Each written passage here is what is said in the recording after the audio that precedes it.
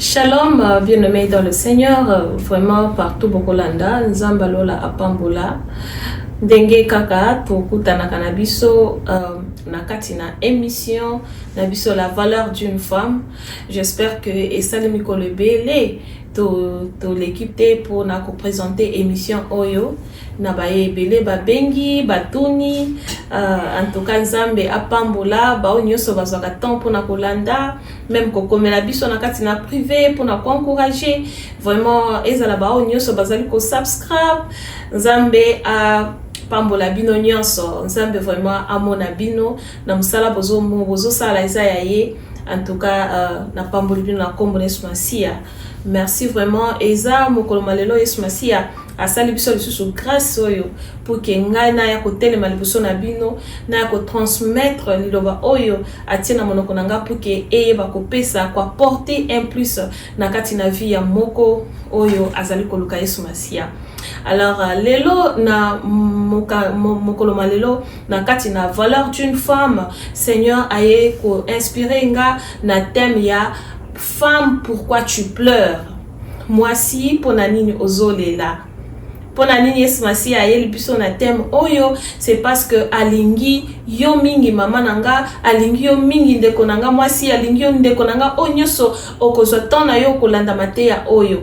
Nasenga kabino vraiment na kati na mateya oyo tango nyoso toza koya na loba oyo vraiment c'est normal okoki kozala pressé olobi tikana lekisa ou bien na sala boyo mais na kosenga kaka que il faut pas kolekisa mateya oyo parce que oyebite place nini Yesu Masia akoki ko sala yo grâce akoki ko sala obika akoki ko sala peut-être à répondre na eloko moko muki kaka oyo lukaka Yesu Masia vraiment ko luka kolekisa mateya oyo te zwa ton na yo oyoka yango Yesu Masia aye ko tuna biso motuna pona nini ozali kolela amoni kolela eleki mingi almoni penza motema ezali na pasi tant molai mais aye kopesa réponse.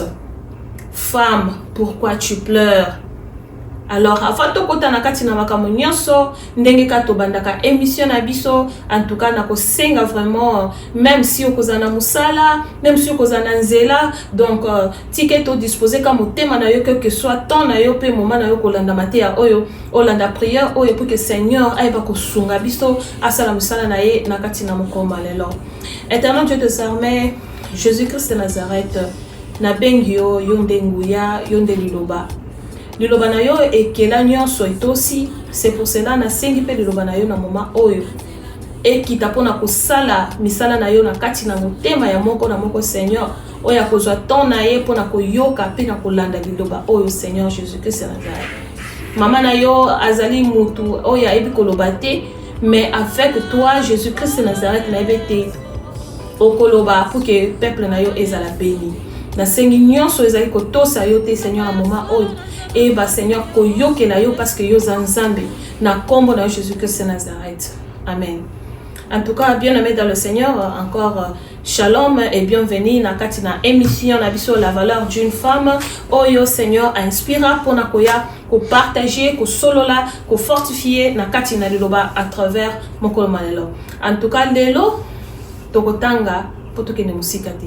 Tokotanga vraiment na makomi na Jean 20 Jean 13 jusqu'à 15. En tout cas,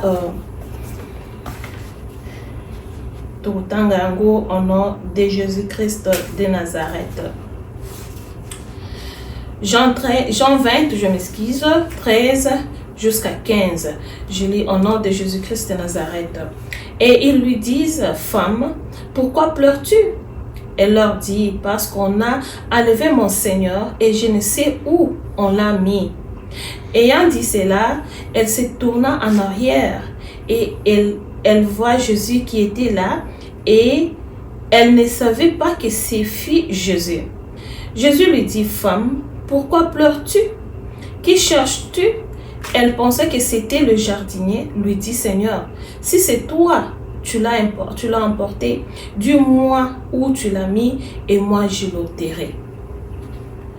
Bien-aimé, tout un de l'Obananzambe, na moment oyo na kosenga vraiment tant kozwa na yo temps na yo na moment na yo libre luka kotanga verset mobima ko banda kaka liboso ya liboso tina suka pour que oyo ba ko comprendre mais toza na minute na biso oyo tokoki ko kotanga nyonso te mais na koluka kaka ko apporter muke au Seigneur apesi pour que epesa moi idée na kati na terme comme lelo totangi mukanda na Nzambe oyo soki totangi vraiment tokomona eza histoire ya Marie Magdalene oyo azali mwasi oyo azalaki kolanda Yesu Masiya ndenge nini après avoir Masiya Yesu kosala misala na kati na ye na nguya e ayaki kozwa décision ya kosala musala ya Yesu Masiya kosunga Yesu Masiya à travers mission oyo Yesu Masiya ayaki nango na kati na mokilo oyo Marie Yesu Masiya a délivré ye na kati na milimo oyo ezaki kotumisa ye ya mabe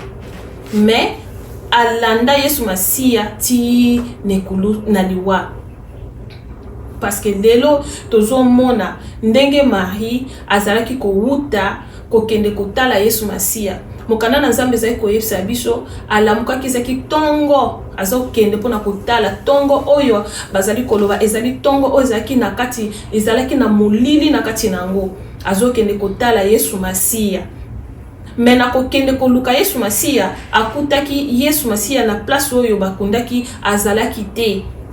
Alors Marie azokisaki motema na ezokaki abandi kolela azkomi na souci akimi mbangu koluka ba disciple oyo Yesu Masiya alinga pe mingi pona koya koyebisa bango boya kotala mokonzi na biso azali wapi.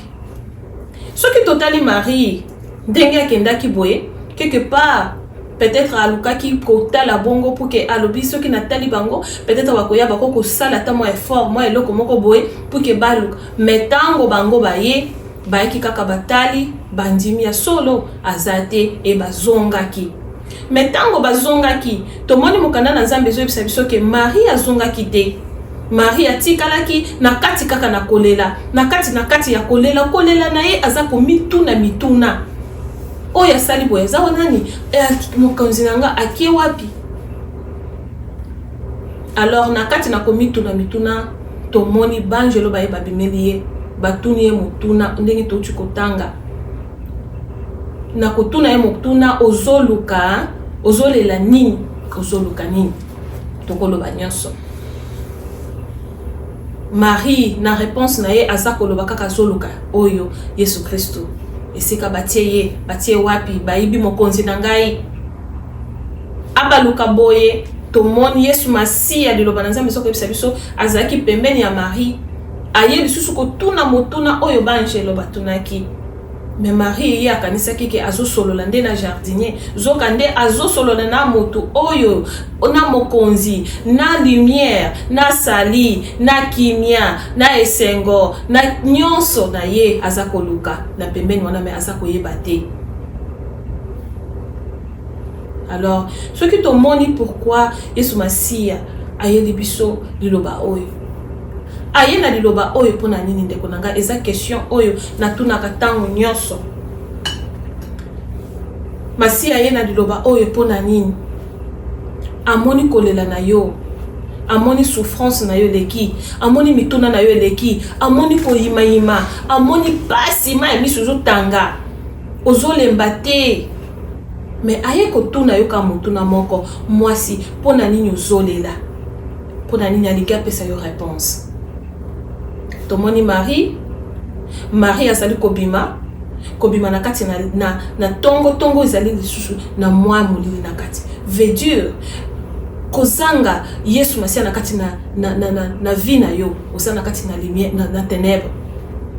Marie amonaki malgré azaki délivré donc ténèbres ezalaki kaka entouré et c'est pour cela azalaki kaka na posa ya kobanda kokimela kaka koluka Yesu Masiya oyo azali lumière.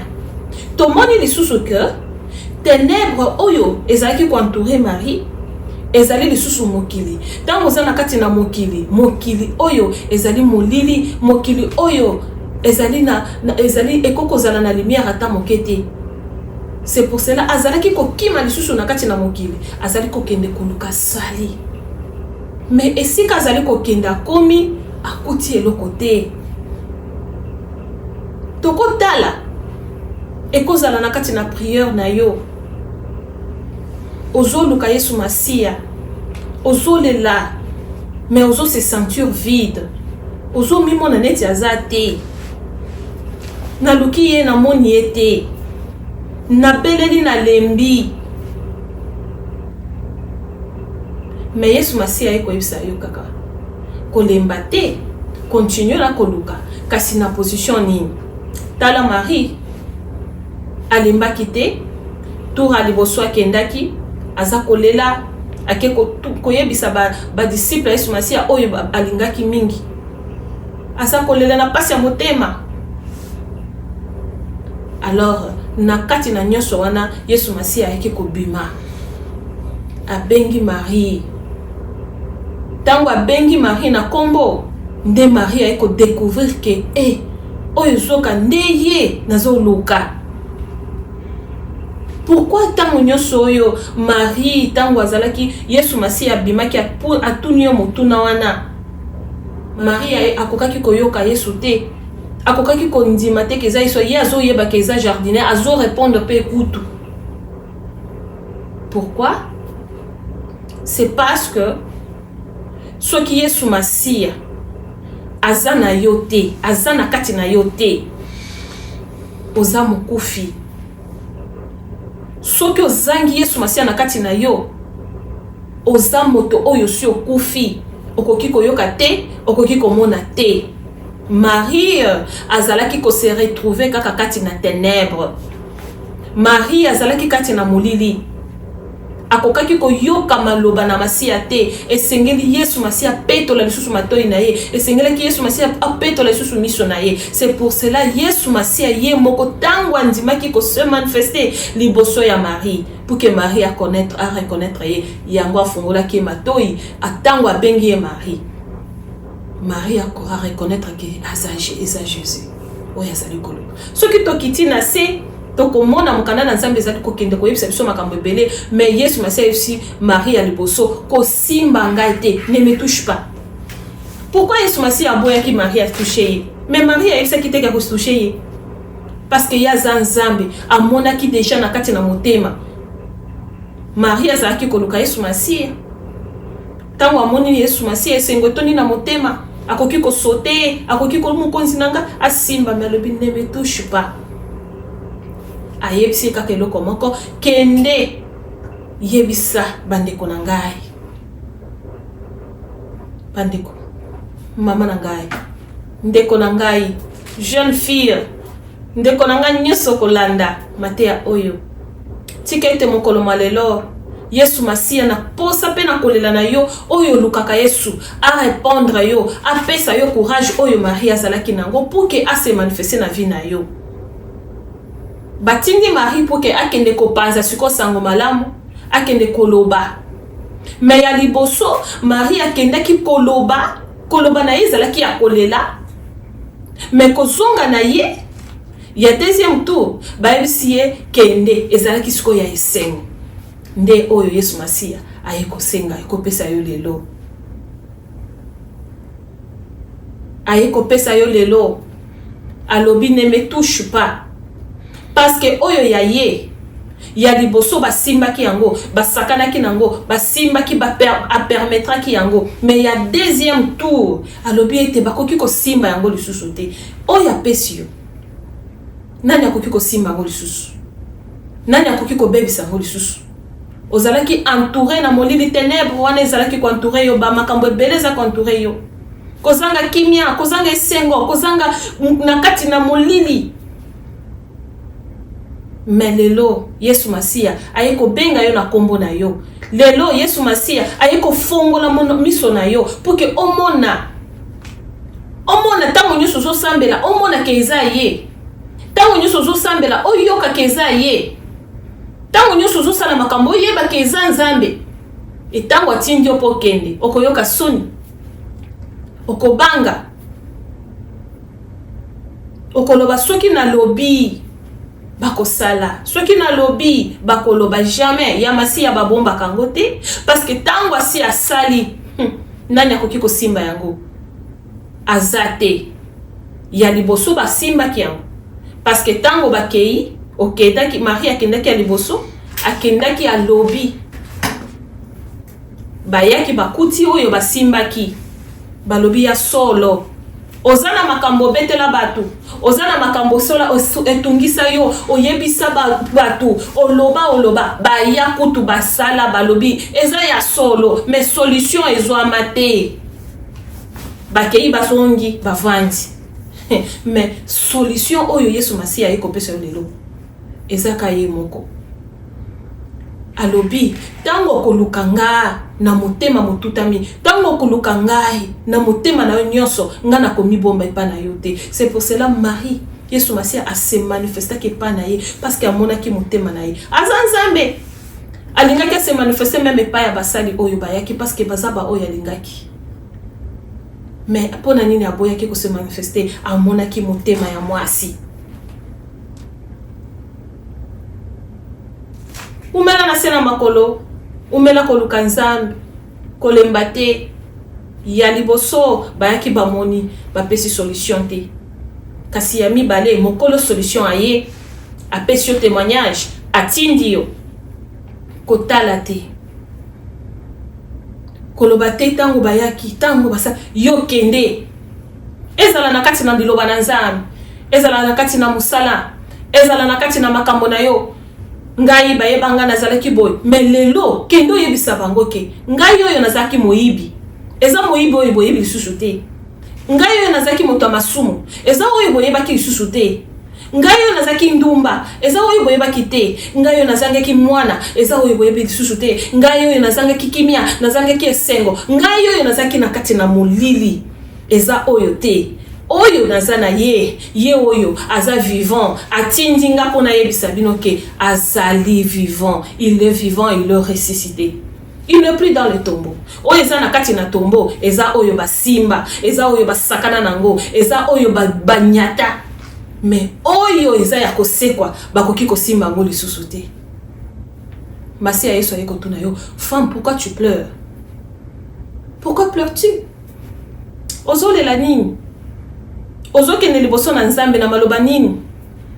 Marie abanda koluka nde salut atikaki mokili na makambo na ye nyonso na bisengo na ye nyonso ténèbres azalaki koluka nde salut. Premièrement cherchons le royaume des cieux